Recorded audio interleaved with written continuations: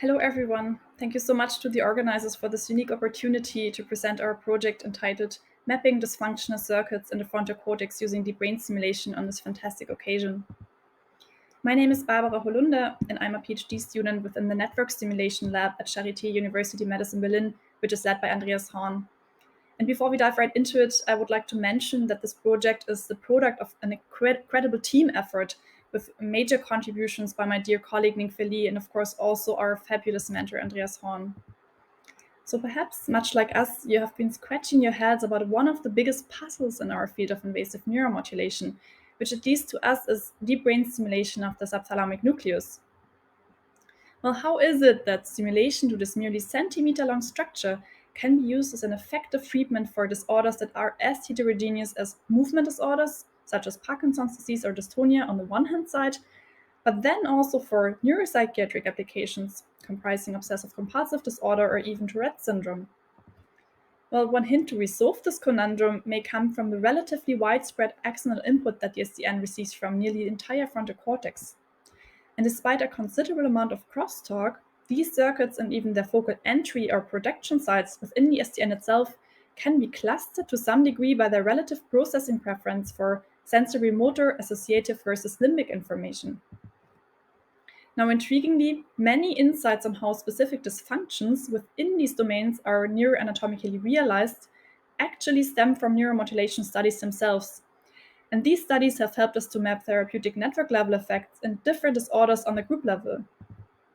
So within the scope of the present study, we thus intended to leverage optimal stimulation sites and structural connectivity profiles of DBS electrodes targeting the SDN for treatment of 4 different disorders. And we used this as a means of systematically mapping the organization of dysfunction within the frontal cortex and subcortex. And more specifically, we approached this question at 2 different levels. First, by relating stimulation impact to improvements in disease-specific dysfunction at the subthalamic voxel level, which was based on a technique termed DBS sweet spot mapping.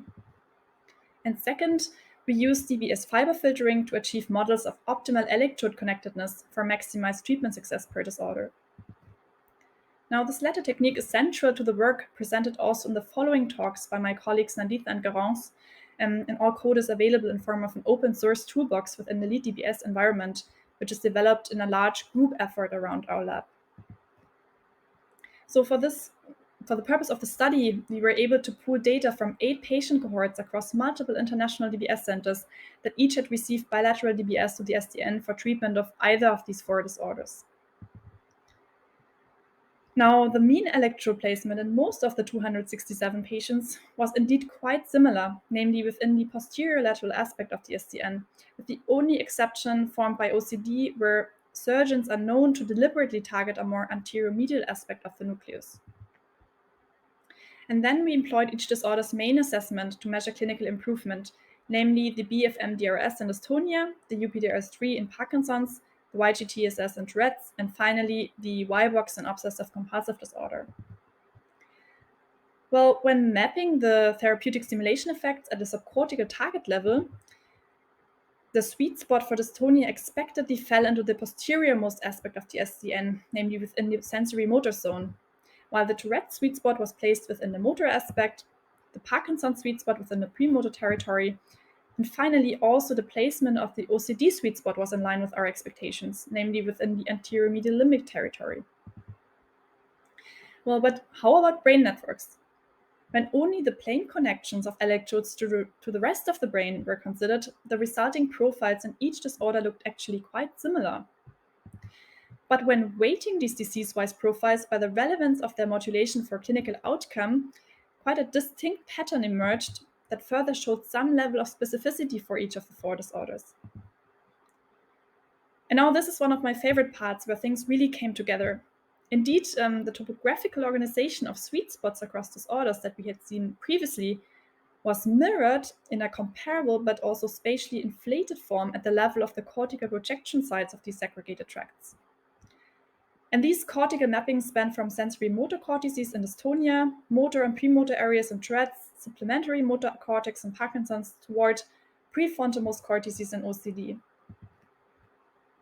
Well, when we are thinking these findings further, our results may potentially also be reconciled with the idea of spatial information compression at each anatomical level of the brain.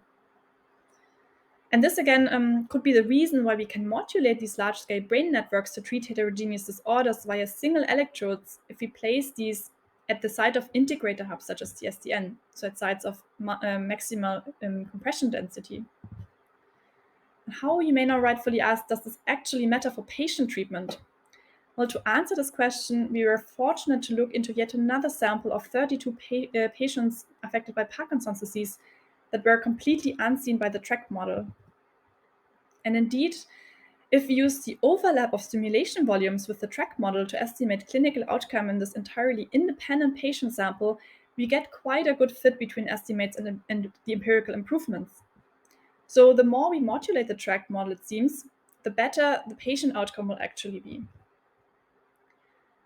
Now, based on a similar validation strategy, we leveraged yet another additional set of data from 35 OCD patients that crucially had been implanted by DBS to the anterior limb of the internal capsule region, so to a different target than the SDN.